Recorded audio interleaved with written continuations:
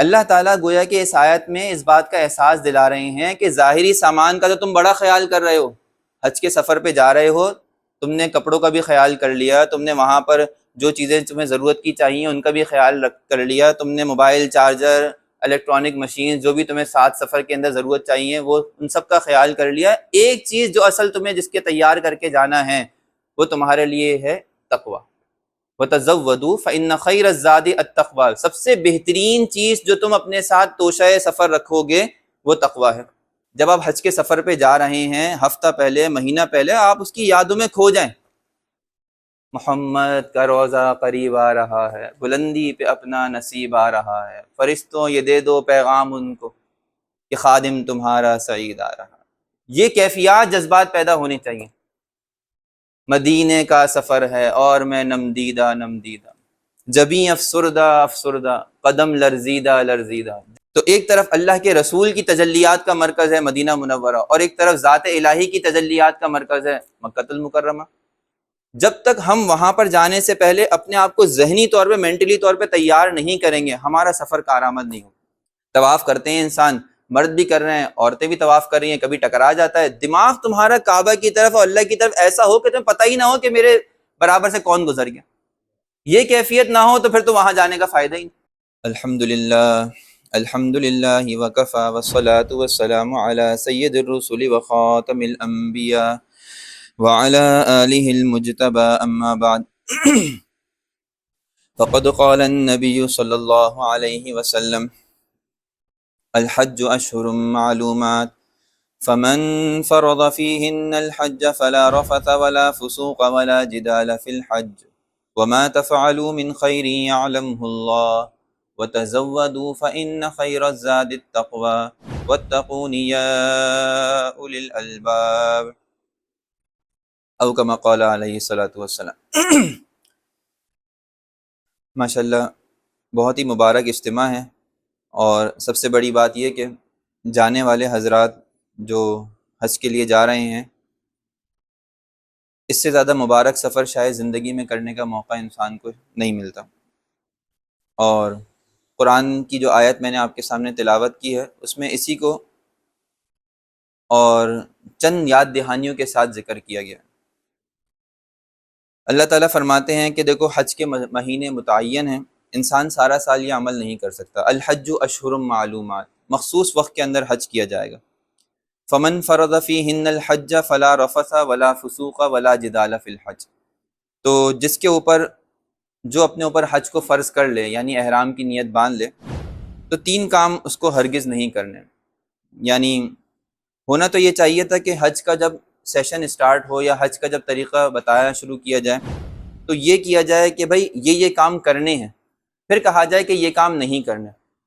لیکن کچھ چیزیں ایسی ہیں، کچھ خرابیاں ایسی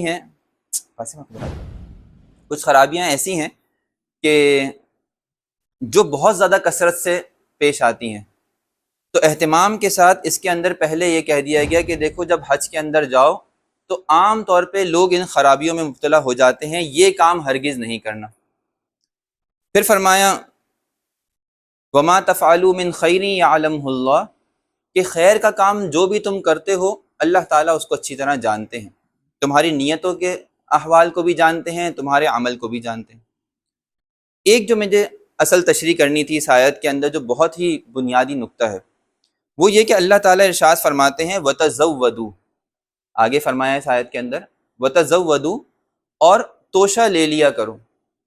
اب ہونا تو یہ چاہیے کہ جب ہمیں یہ کہا جاتا ہے کہ زاد و راحلہ، یعنی توشہ سفر جب کہا جاتا ہے، اس کا مطلب یہ ہوتا ہے کہ بھائی میں نے اپنے کپڑے رکھ لیے، سامان سفر باندھ لیا، کھانے پینے کا سامان رکھ لیا، بھائی میرا چشمہ رکھ دینا۔ ہم جب توشہ سفر ذہن میں آتا ہے تو ہم تیاری کرتے ہیں اپنی جسمانی چیزوں کی، وَتَزَوَّدُوا، کہ راستے کے لیے جب تم جا رہے ہو تو توشہ سفر رکھ لینا۔ ہم اپنی ساری جسمانی راحت کی چیزوں کا خیال رکھتے ہیں اور ان کا اہتمام کرتے ہیں، لیکن اللہ تعالیٰ اس آیت میں فرما رہے ہیں وَتَزَوَّدُوا، کہ توشہ سفر رکھ لو، اس حج کے مبارک سفر کے لیے کچھ سامان جو تم نے جمع کرنا ہے وہ کرو۔ فَإِنَّ خَيْرَ الزَّادِ التَّقْوَىٰ، اور دیکھو بہترین توشہ سفر تقوی ہے۔ اب دیکھیں تقوی کا تعلق انسان کی ضروریات سے ہے ہی نہیں. تقوی تو انسان کی باطنی ضرورت ہے. اللہ تعالیٰ گویا کہ اس آیت میں اس بات کا احساس دلا رہے ہیں کہ ظاہری سامان کا تو تم بڑا خیال کر رہے ہو، حج کے سفر پہ جا رہے ہو، تم نے کپڑوں کا بھی خیال کر لیا، تم نے وہاں پر جو چیزیں تمہیں ضرورت کی چاہیے ان کا بھی خیال کر لیا، تم نے موبائل چارجر، الیکٹرانک مشین جو بھی تمہیں ساتھ سفر کے اندر ضرورت چاہیے وہ ان سب کا خیال کر لیا. ایک چیز جو اصل تمہیں جس کے تیار کر کے جانا ہے وہ تمہارے لیے ہے تقوی. وَتَزَوَّدُوا فَإِنَّ خَيْرَ الزَّادِ التَّقْوَىٰ، سب سے بہترین چیز جو تم اپنے ساتھ توشہ سفر رکھو گے وہ تقوی ہے. اب آپ یہ بات اچھی طرح جانتے ہیں کہ توشہ سفر لے جانے کا حکم دیا جا رہا ہے کہ تمہیں راستے کا سامان لے کے جانا ہے، اور سامان میں سب سے بہترین سامان تم جو لے کے جا رہے ہو وہ تقوی لے کے جا رہے ہو. تو معلوم ہوا کہ تقوی وہاں جا کے پیدا نہیں کرنا، تقوی یہیں پیدا کرنا ہے اور اپنے ساتھ لے کے جانا ہے. ایسا ہی ہے بھائی، سامان سفر اپنے ساتھ بیگ ہم لے کے جاتے ہیں نا، بریف کیس اپنے ساتھ لے کے جاتے ہیں. تو فرمایا بہترین چیز جو تم لے کے جاؤ گے وہ تقوی ہے، تقوی کو لے کے جاؤ. اب آگے جو پہلے جو 3 حکم دیے تھے ان تینوں کا تعلق انسان کے تقوی سے، جو اللہ تعالیٰ نے ارشاد فرمایا فَمَنْ فَرَضَ فِيهِنَّ الْحَجَّ فَلَا رَفَثَ وَلَا فُسُوقَ وَلَا جِدَالَ. 3 ایسی بڑی خرابیاں جو عام طور پہ انسان کے سفر حج میں پیش آتی ہیں. جب ہم حج کے سفر پہ جاتے ہیں تو ہمارے سامنے 2 چیزیں ہوتی ہیں. ایک میری ذات کا کردار جس کا تعلق میری ذات سے ہے، ہمیں اس کے لیے بھی تقوی کا اہتمام کرنا ہے اور اس کے لیے بھی تیاری کرنی ہے اور پھر اس کے بعد جانا ہے. اور دوسری ہمارا اجتماعیت کا ماحول. میں جب جا رہا ہوں تو میرے ساتھ ایک گروپ ہے، میرے ساتھ جب وہاں جاؤں گا وہاں پہ ہزاروں لاکھوں لوگ ہوں گے، ان کے ساتھ اجتماعیت کے ساتھ مجھے رہنا بھی ہے. اپنے گھر کے سکون، گھر کی راحت کو، اپنے جو ہے کیا کہتے ہیں تنعمات کا جو ایک ماحول ہوتا ہے، انسان جو اپنے گھروں کے اندر بڑے ناز و نعم کے ساتھ رہتا ہے اس کو چھوڑنا بھی ہے، تو وہ ایک اس کے تقاضے الگ ہیں. تو پہلے اللہ تعالیٰ نے ذاتی تقاضوں کی طرف نشاندہی کی کہ دیکھو کہ جب انسان جب یہاں سے وہاں جائے تو ذاتی طور پہ انسان کی اخلاقی جو خرابیاں ہیں ان کو کنٹرول کرے. جب آپ یہاں سے جا رہے ہیں تو آپ کو تیاری کر کے جانا ہے، بغیر تیاری کے نہیں جانا ہے. پہلا تو سبق یہ مل گیا. دوسرا سبق ہمیں یہ مل گیا کہ ہمیں تیاری کرنی ہے یہاں سے اس طرح سے کہ وہ چیز جو ہم اپنے اندر پیدا کر کے یہاں سے لے کے جائیں وہاں جا کے مفید اور کارآمد ہو. اور وہ کیا چیز ہے کہ جب ہم اس سفر پہ جائیں تو سب سے پہلی چیز جو ہمارے اندر ہونی چاہیے وہ ہمارا شوق ہونا چاہیے، وہ ہمارا عاشقانہ جذبہ ہونا چاہیے. یہ چیز ایسی نہیں ہے جو منٹوں میں پیدا ہوگی. جب آپ حج کے سفر پہ جا رہے ہیں ہفتہ پہلے، مہینہ پہلے آپ اس کی یادوں میں کھو جائیں. محمد کا روزہ قریب آ رہا ہے، بلندی پہ اپنا نصیب آ رہا ہے، فرشتوں یہ دے دو پیغام ان کو کہ خادم تمہارا سعید آ رہا. یہ کیفیات جذبات پیدا ہونے چاہیے. مدینے کا سفر ہے اور میں نمدیدہ نمدیدہ، جبیں افسردہ افسردہ، قدم لرزیدہ لرزیدہ. جب ہم جا رہے ہیں تو اس مقام کی عظمت، اس کی ہیبت، اس کا اہتمام ہمارے ذہن پر، ہمارے انگ انگ کے اوپر طاری ہونا چاہیے کہ ہم کس عظیم الشان ہستی کی طرف جا رہے ہیں، ہم کس تجلیات الہی کے مرکز کی طرف جا رہے ہیں. وہ تجلیات الہی، وہ گھر، وہ بیت اللہ جس کے بارے میں اللہ تعالیٰ فرماتے ان اول بیت وضع للناس للذی بمکہ، کہ جب کائنات بنائی پہلا گھر اللہ نے وہاں پر مکہ مکرمہ تعمیر کے اندر بیت اللہ تعمیر کیا، اس کے بعد کائنات کو آباد کیا. نبی کریم صلی اللہ علیہ وسلم کی جو ہے قبر مبارک ہے، وہاں پر آپ صلی اللہ علیہ وسلم کی زیارت کے لیے وہاں ہم جا رہے ہیں، حاضر ہو رہے ہیں. تو ایک طرف اللہ کے رسول کی تجلیات کا مرکز ہے مدینہ منورہ، اور ایک طرف ذات الہی کی تجلیات کا مرکز ہے مکہ المکرمہ. جب تک ہم وہاں پر جانے سے پہلے اپنے آپ کو ذہنی طور پہ، مینٹلی طور پہ تیار نہیں کریں گے، ہمارا سفر کارآمد نہیں ہوگا. یہ سفر ایک عاشقانہ سفر ہے. آپ جانتے ہیں کہ تمام جو عقل کے تقاضے ہیں ان کو اس سفر میں پیچھے چھوڑ دیا جاتا ہے. ویسے شریعت کو ہم دیکھتے ہیں تو شریعت یہ کہتی ہے کہ انسان صفائی ستھرائی کا اہتمام کرے، اپنے آپ کو پاکیزہ رکھے، خوشبو لگاتا رہے، ایسے اقدام کرے جس سے دوسرے کو راحت ہو. لیکن اس سفر کے اندر دیکھا جائے تو اللہ تعالیٰ نے حکم سے منع ہی کر دیا. بننا سورنا تو ہے ہی نہیں، خوشبو تو لگانی ہی نہیں ہے. ویسے عام طور پہ لباس پہننے کا حکم ہے، وہاں اتروا کے 2 چادریں پہنا دی. دیکھا جائے ویسے انسان سوچے کہ یار ایک جگہ کے چکر لگانے کا کیا فائدہ، لیکن یہ سفر عاشقانہ ہے. جیسے کہ مجنوں کے بارے میں آتا ہے نا، وہ ایک شعر ہے، احب دیار لیلا و اطوف ذل جدار و ذل جدار، کہ میں جب لیلا کے شہر میں جاتا ہوں تو ایک ایک دیوار کو چومتا ہوں، ان دیواروں کے مجھے کوئی محبت نہیں ہے، لیکن یہاں سے لیلا گزرتی ہے اس لیے مجھے ان سے عشق۔ تو جب تک ہمارے اندر یہ جذبات پیدا نہیں ہوں گے کہ ہم اس جگہ کی طرف جا رہے ہیں کہ جس سے ہمارا والہانہ تعلق ہے، ہماری ابتدا بھی وہیں ہے اللہ کی طرف سے، ہماری انتہا بھی ہمیں وہیں جانا ہے، ہمارا پہلا سہارا بھی وہی تھا، ہمارا آخری سہارا بھی وہی ہے۔ دنیا میں آئے تھے، کچھ بھی نہیں تھا ہمارے پاس سوائے اس کے کہ حکم الہی تھا، ہم اللہ کے حکم کے محتاج تھے، ہم چلے آئے، اور دنیا میں آ کے چند تعلق ہمارے قائم ہوئے، جب ہم جائیں گے تو اس کے بعد پھر سارے تعلق یہیں کے یہیں چھوڑ جائیں گے، ماں بھی، باپ بھی، بہن بھی، بھائی بھی، بیوی بھی، اولادیں بھی، یہ سارے تعلقات یہی رہ جائیں گے، وہی ایک خدا کا تعلق اور بندے کا تعلق رہ جائے گا۔ تو انسان کے سارے تعلقات، اس کا مرکز اور مرجع جو ہے وہ اللہ کی ذات ہو جائے۔ تو پہلے انسان کے جانے سے پہلے یہ عشق اور ایک جذب کی کیفیت ہونی چاہیے، وہ اشعار یا وہ نعت یا کلام انسان سنے جانے سے پہلے کہ جس کے اندر یہ شوق اور یہ جذبہ پیدا ہو۔ ہمارے بزرگان دین فرماتے ہیں کہ پہلے بڑا اچھا تھا کہ جب لوگ جو ہے یہاں سے بحری جہازوں سے سفر کر کے جاتے تھے، 3 دن 4 دن 6 دن لگتے تھے، اور جب جہاں سے جا رہے ہوتے تھے ایک ماحول، ایک فضا قائم ہو جاتی تھی، کوئی تلبیہ پڑھ رہا ہے، کوئی لبیک اللہم لبیک پڑھ رہا ہے، کوئی دعائیں مانگ رہا ہے، کوئی اللہ سے مدد مانگ رہا ہے، اپنے آپ کو اللہ کی بارگاہ میں پیش کرنے کے لیے پہلے سے تیار کر رہے ہیں۔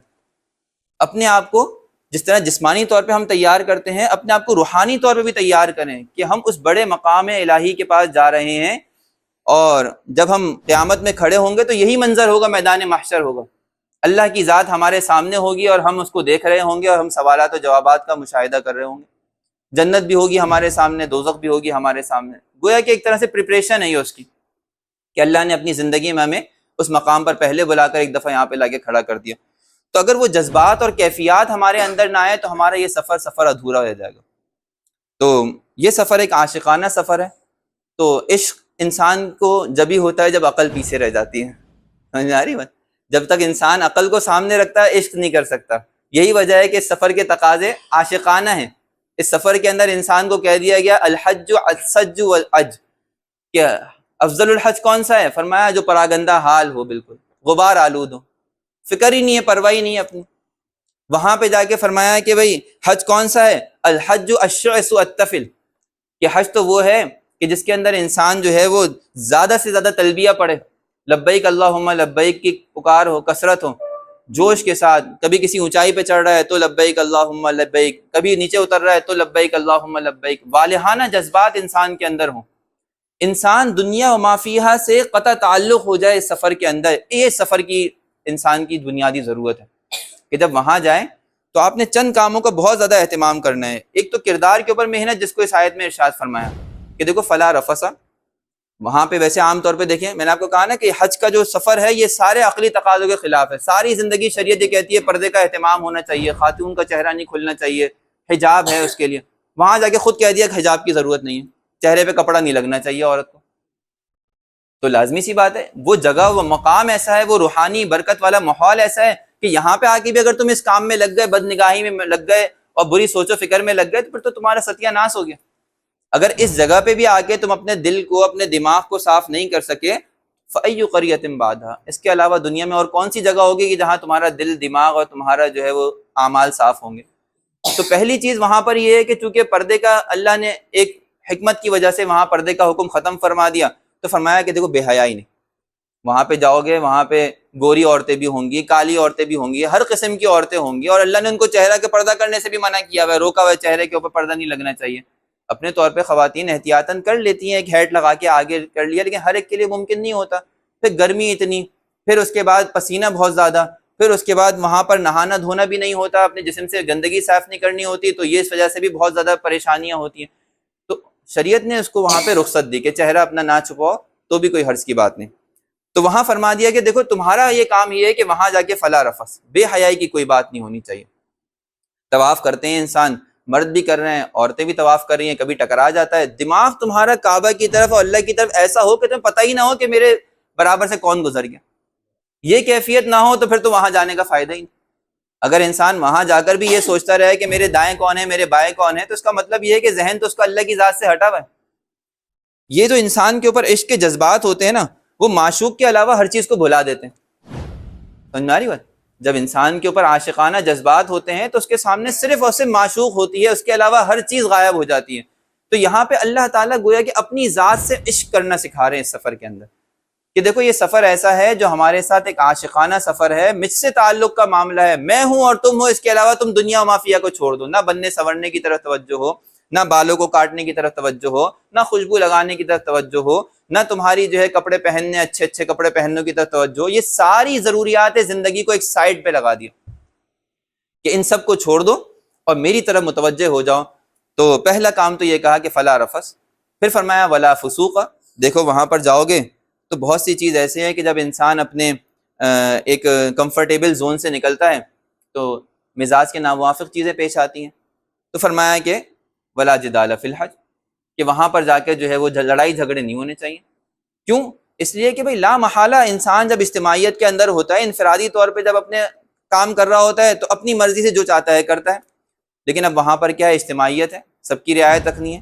ایک صاحب کہہ رہے ہیں کہ اس وقت یہاں رکنا چاہیے، دوسرا صاحب کہہ رہے ہیں کہ نہیں یہاں رکنا چاہیے، ایک صاحب کہہ رہے ہیں اس وقت نکل جانا چاہیے آگے سفر کے لیے، دوسرے صاحب کہہ رہے ہیں نہیں نکلنا چاہیے۔ تو جب وہاں پر یہ سب حالات آتے ہیں، پھر اس کے بعد انسان اپنے کھانے پینے کے جو مزاج کے مطابق ہوتا ہے اس سے دور ہوتا ہے، انسان اپنے ماحول جس میں سوتا ہے، بعض لوگ ہوتے ہیں کہتے ہیں مجھے اپنے بستر کے علاوہ نیند نہیں آتی، اب وہاں پہ تو منی کے اندر قبر کے برابر بستر ہے، ادھر سے بھی ایک انسان اوپر گر رہا ہے، ادھر سے بھی انسان اوپر گر رہا ہے، کسی کی بدبو آ رہی ہے، کسی کی اسمیل، یہ برداشت کرنی ہے۔ یہ سفر نام ہی مشقتوں کے برداشت کرنے کا ہے۔ انسان اپنے اندر اپنی مشقتوں کو، اپنی چاہتوں کو، اپنی راحتوں کو بھول جائے اس سفر کے اندر۔ یہ نہ سوچے کہ میں نے 16 لاکھ کا پیکیج لیا ہے، میں نے 32 لاکھ کا پیکیج لیا ہے، مجھے فلانی چیز نہیں ملی، میں تو اس پہ احتجاج کروں۔ احتجاج کچھ نہیں، یہ اللہ نے اپنے گھر بلایا، بس بہت بڑی اس کی نعمت ہے، اس کی راحت ہے۔